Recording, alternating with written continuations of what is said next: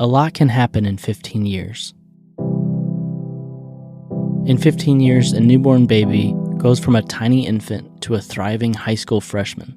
People move, they change jobs, get married or divorced, and so much more.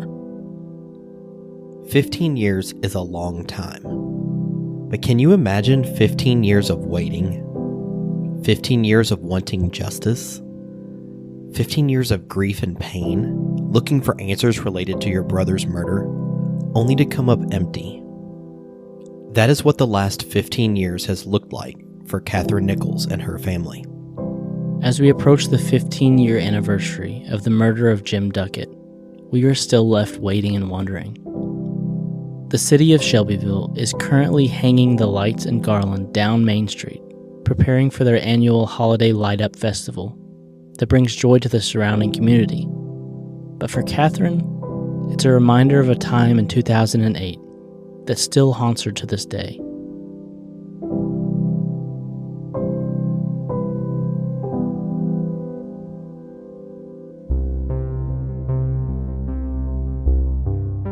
Just 1 year ago, on the 14-year anniversary of Jim's murder, we released our podcast series to uncover the details surrounding this case as we put out new information never released to the public before.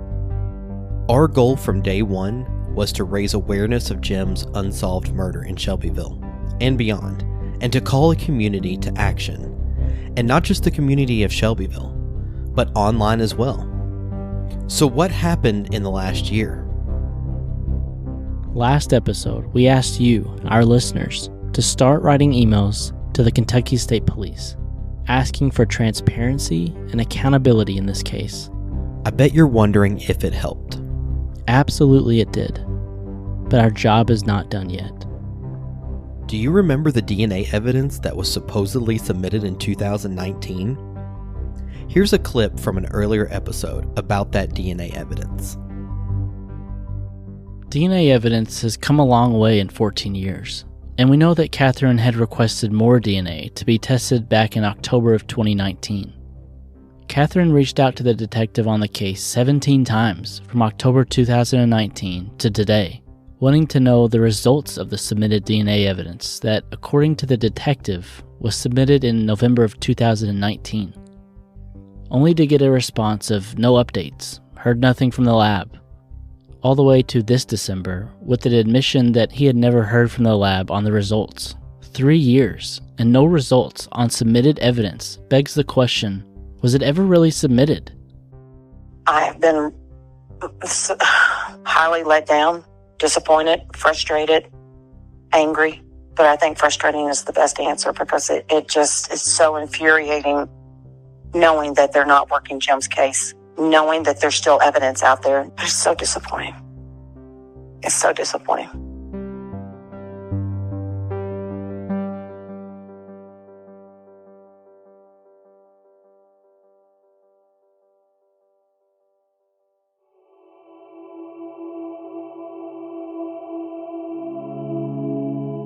We wanted to give you an update on that DNA evidence, since we believe you all were a big part of the reason that we now have an answer about the DNA evidence.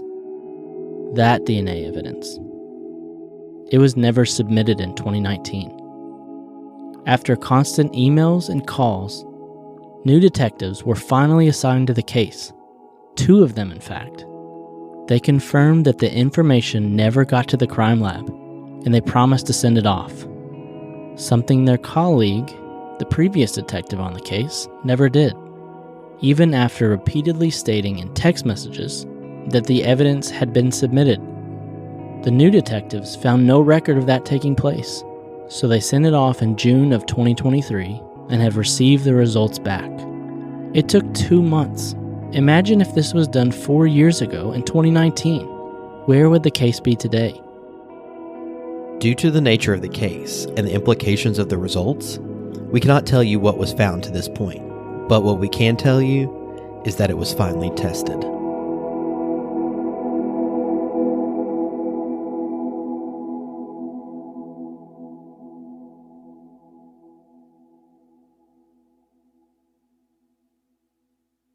This update about the DNA evidence was given to Catherine back in August.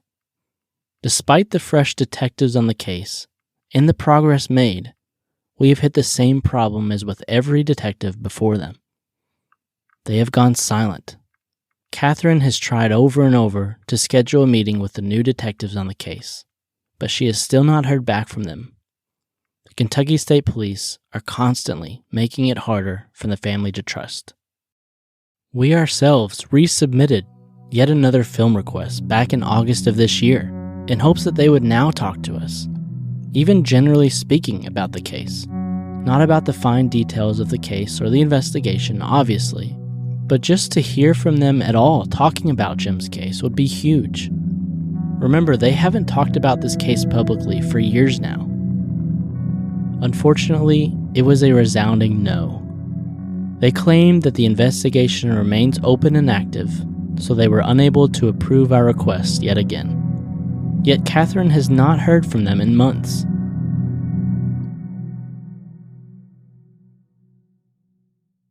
So what does that leave for us to do next? We believe there are two things that we can do at this point. We, including you. Number one, continue to email the Kentucky State Police and ask them to do their due diligence on this case. Examine the clues, read the evidence, look at the files, and talk to the people involved in this case.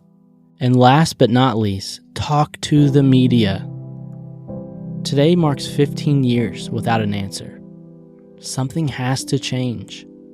Number 2, email the media. Do you have a local media connection?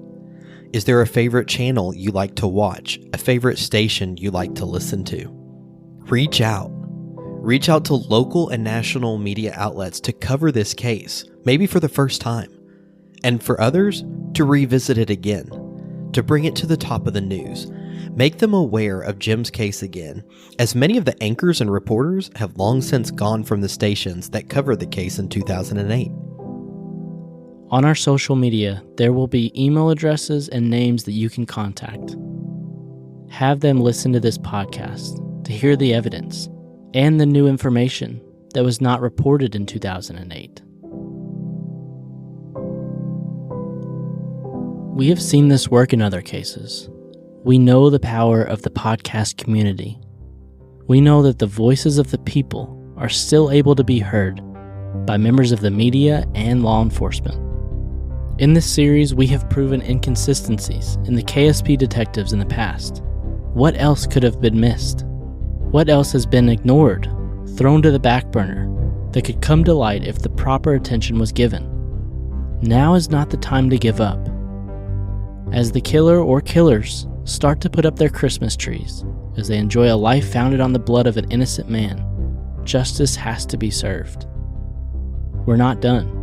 We are working with other podcast hosts, private detectives, and more to get closure for the Duckett and Nichols families. On our social media accounts right now, we have a post with a list of contacts and their email addresses so that you can again voice your desire for action in this case by the Kentucky State Police and the media. These contacts include several members of the Kentucky State Police, the Attorney General for the state of Kentucky, and the District Attorney for Shelby County, Kentucky. This time we're also going to include emails and names of local media outlets that you can write to as well. We're going to again include a template email so that you can copy and paste if you'd like, or create your own. We hope that you will join us in putting pressure on the Kentucky State Police and the media so that one day soon, justice will be served. We thank you again for listening and hope to update you again soon with results.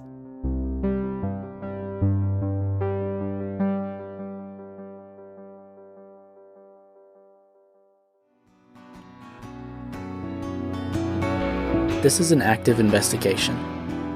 Some names have been changed, but the details remain the same. This podcast will withhold certain information critical to the case, so as not to impact the integrity of the investigation being carried out by the Kentucky State Police and other law enforcement agencies. If you or someone you know have information related to Jim Duckett's murder, please call Kentucky State Police Post 12 at 502-227-2221. or you can text a tip to 67283 by typing in KSPTIP in the message field. Leave a space and then enter the information that you have regarding the crime. The messages are then sent to a separate service where any identifying information is removed to keep it anonymous. Follow us on social media to keep up to date with information from the podcast and any other details that could come out related to this case.